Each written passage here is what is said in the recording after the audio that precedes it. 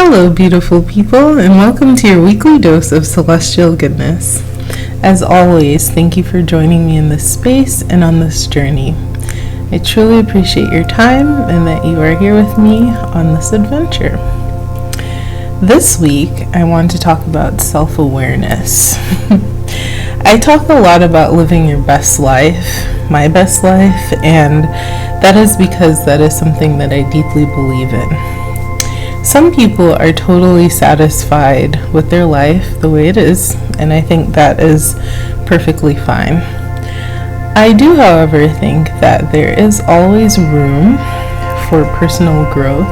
There's always room to learn something more, and that there's always the possibility that there's still some amazing ways for us to live, to enjoy, and to experience life.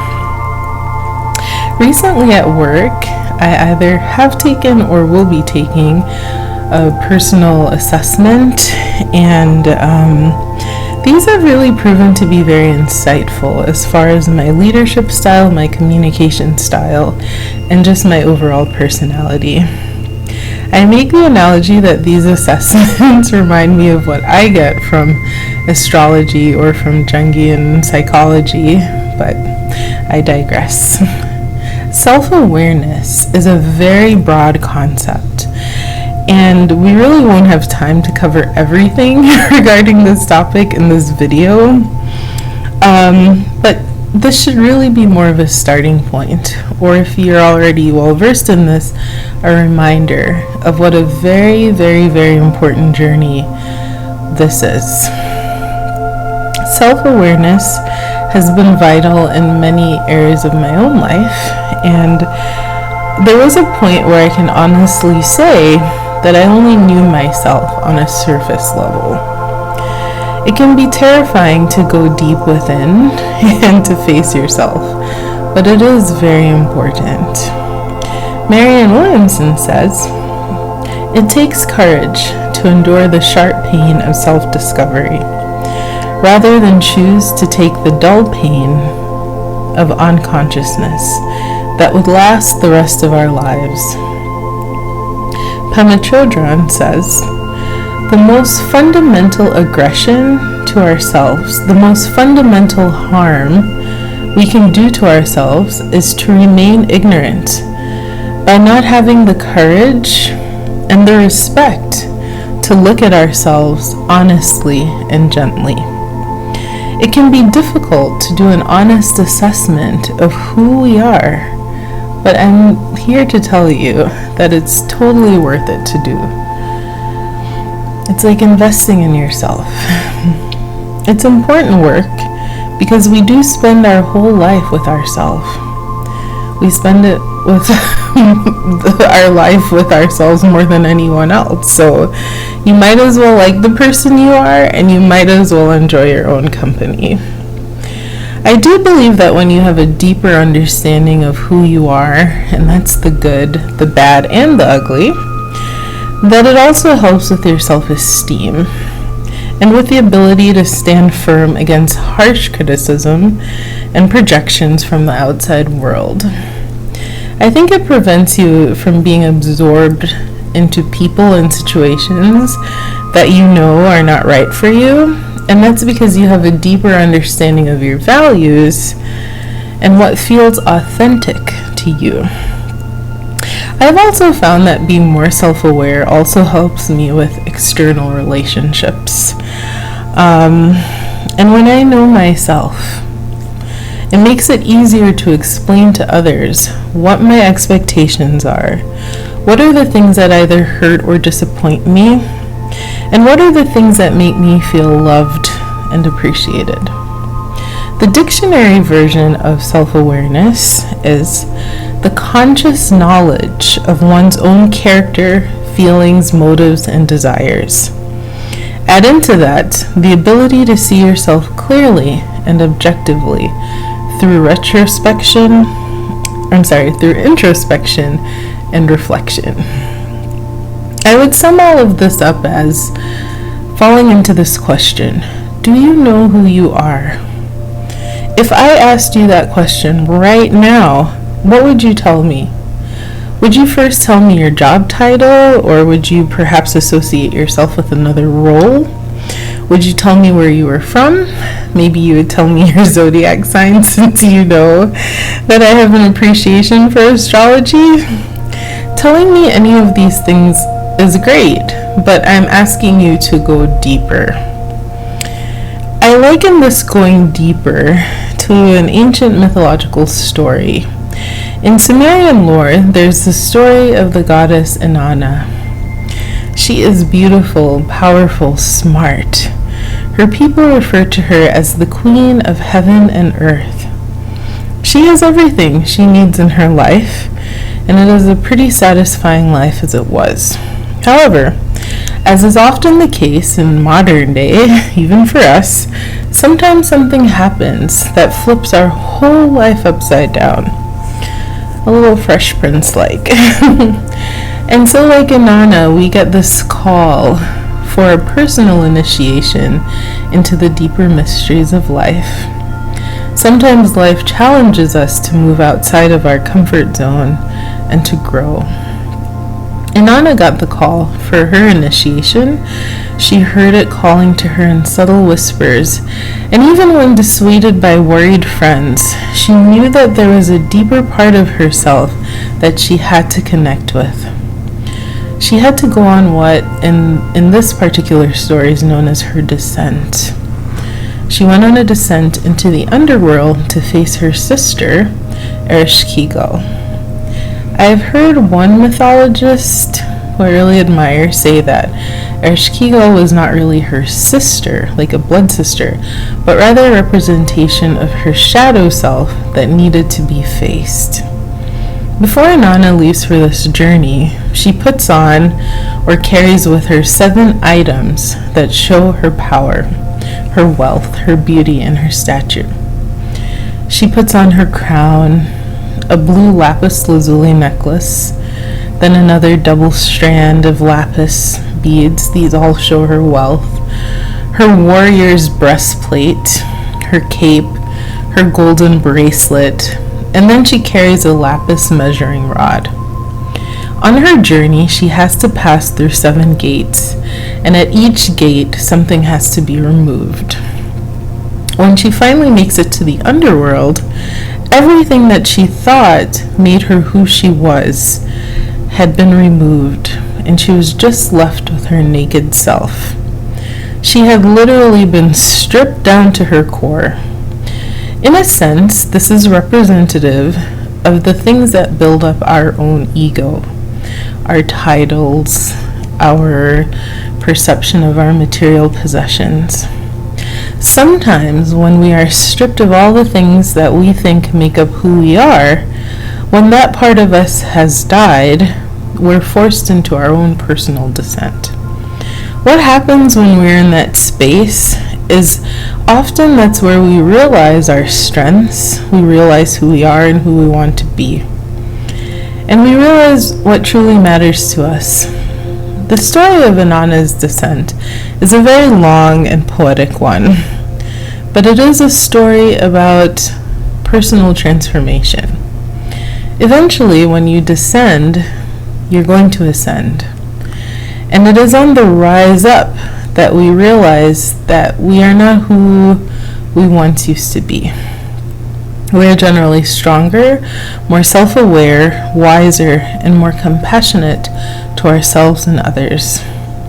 When Inanna ascended, she truly became the queen that she was meant to be. I faced something similar many years ago in my own life when I went through a very painful divorce. I was younger and I had planned my whole life out. I love to plan things out way in advance. There is a saying, though, that when man plans, God laughs, or the universe, fill in whatever you want. So it's truly horrific when everything started to crumble. During that time, one of the things I realized was that I had not actually spent much time alone with myself. I am a textbook extrovert who loves people and I was either with family, friends, or a romantic partner. And because of this, I didn't really have much time that I utilized for introspection and reflection. I remember very consciously the awareness one day that I was by myself. I was alone in my apartment, and I felt the weight and gravity of loneliness. I sank into a very deep despair and depression. So there are many tools, including therapy, that helped, but in all of them, I had to do work, and especially in therapy, I had to do the work of facing myself. My therapist often gave me the assignment of looking in the mirror right at myself and having a conversation with myself. I also had to look in the mirror and tell myself that I loved me. That really seemed to be one of the most difficult parts of that task. So the first several of these mirror sessions really resulted in very deep tears, lots of tears. This was my personal descent, and it was my dark night of the soul. Eckhart Tolle says, "The dark night of the soul is a term that goes back long into time.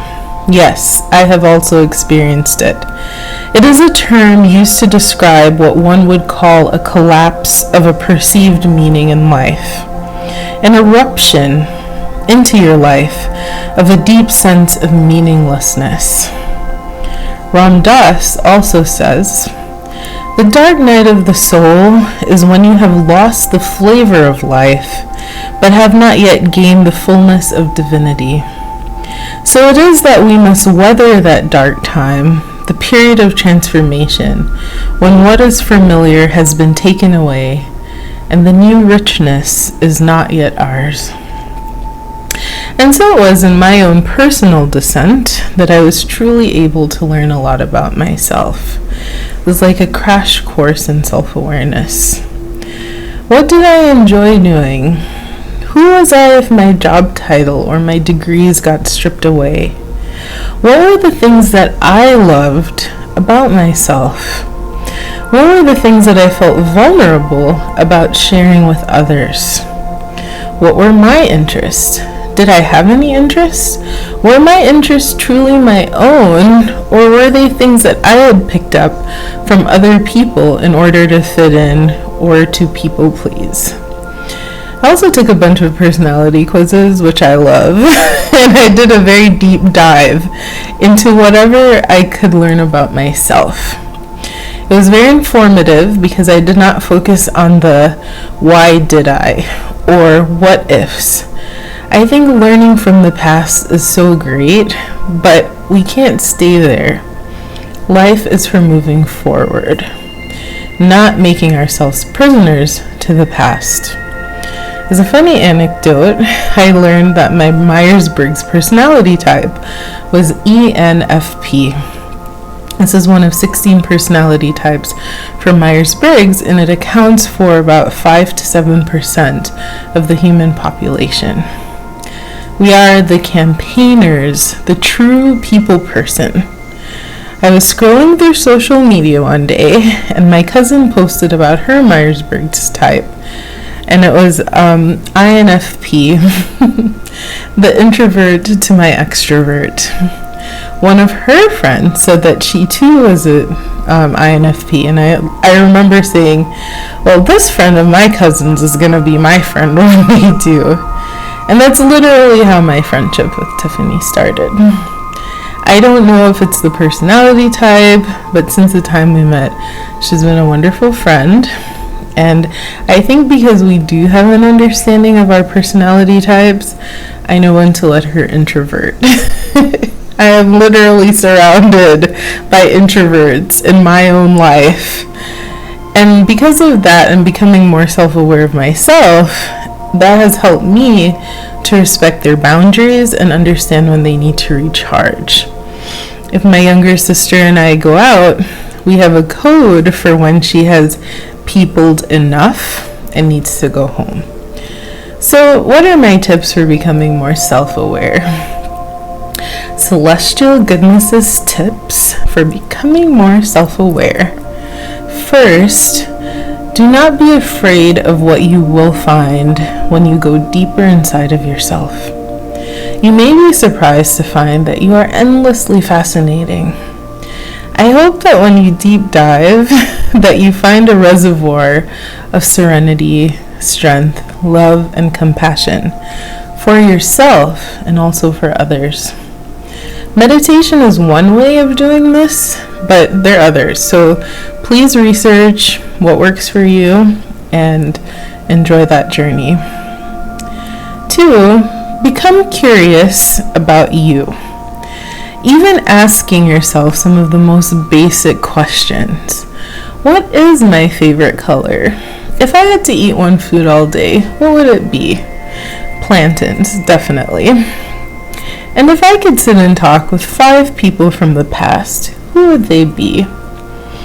Nanny of the Maroons, Bob Marley, my grandparents who have passed away. Make up questions to ask yourself. 3, look in the mirror. Literally, look in the mirror and talk to yourself.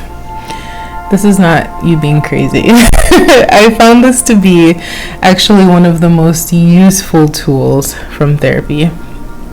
4, ask the people close to you for genuine feedback. Make a safe space for them to give their feedback. Don't hold it against them if they say something critical, but try to understand why that came up. 5th, do what I call a SWOT analysis. I've talked about this in a previous video, but in case you've never heard of this, in business, SWOT is strengths, weaknesses, opportunities, and threats. People usually use it for a business plan, but I think it's applicable to people. What are your strengths? Instead of weaknesses, I generally say, what are your areas for development? What are some opportunities that you can take advantage of to either make progress on your dreams or get to know yourself better? I would identify threats as character traits that could impede your progress. It's like the pride, too much pride, the inability to allow others to help us, the ability to not listening to people, to other people, right? Always listening to comment and not listening to understand. Once you identify these, you can do better. 6, take personality tests or see someone whose job it is to do assessments like that. Clinical psychologists or coaches come to mind. Some tests, and there are lots of free ones online, are like the Myers-Briggs, Dharma types. I have done DISC assessment at work. And the 5 love languages is really great as well, especially for relationships. 7th, identify your values, passions, and things that are important to you. Just making that as a list is so revealing. 8, say yes to life. When you say yes to new experiences and events, you'll either find that you like it or you do not. Saying yes to certain experiences led me to find out that I actually really love things like the ballet and the theater and just being in a bookshop, looking at the books, smelling all the books, and sitting sometimes on the balcony, letting that nice breeze hit me while I read or fall asleep reading. Anyway, once you do these things, ask yourself the question of what have you learned? How can you use what you learn to make your life and the lives of those around you better? Can you communicate better? Can you understand better? And will you have a better sense of self? I believe the answer to those questions are actually yes. Now, before we part for the week, I want to read to you one of my favorite poems by Oriah Mountain Dreamer, and it's called The Invitation. If you want, you can close your eyes while I read it so that the words really soak in. It doesn't interest me what you do for a living. I want to know what you ache for, and if you dare to dream of meeting your heart's longing. It doesn't interest me how old you are. I want to know if you will risk looking like a fool for love, for your dream, for the adventure of being alive. It doesn't interest me what planets are squaring your moon. I want to know if you have touched the center of your own sorrow, if you have been opened by life's betrayals or have become shriveled and closed from fear of further pain. I want to know if you can sit with pain, mine or your own, without moving to hide it or fade it or fix it. I want to know if you can be with joy, mine or your own, if you can dance with wildness and let the ecstasy fill you to the tips of your fingers and toes without cautioning us to be careful, be realistic, remember the limitations of being human. It doesn't interest me if the story you are telling me is true. I want to know if you can disappoint another to be true to yourself. If you can bear the accusation of betrayal and not betray your own soul. If you can be faithless and therefore trustworthy. I want to know if you can see beauty even when it's not pretty every day. And if you can source your own life from its presence. I want to know if you can live with failure, yours and mine, and stand still at the edge of the lake and shout to the silver of the full moon, yes. It doesn't interest me to know where you live or how much money you have. I want to know if you can get up after the night of grief and despair, weary and bruised to the bone, and do what needs to be done to feed the children. It doesn't interest me who you know or how you came to be here. I want to know if you will stand in the center of the fire with me and not shrink back. It doesn't interest me where or what or with whom you have studied. I want to know what sustains you from the inside when all else falls away. I want to know if you can be alone with yourself, and if you truly like the company you keep in the empty moments. I do hope that you take the invitation and find out something amazing about who you are. I have faith and hope in the treasures that are within you, and I hope you pull them out, polish them up, or leave them raw if you choose. But I hope that you make your life feel meaningful to you, and really that you are reminded of the beauty and the love that yet remain. If you are enjoying these videos, and I really hope that you are, please like, subscribe, comment, and share these videos. I really appreciate it. And really, may the stars shine brightly over your week, and may it be an amazing week indeed. Thank you so much.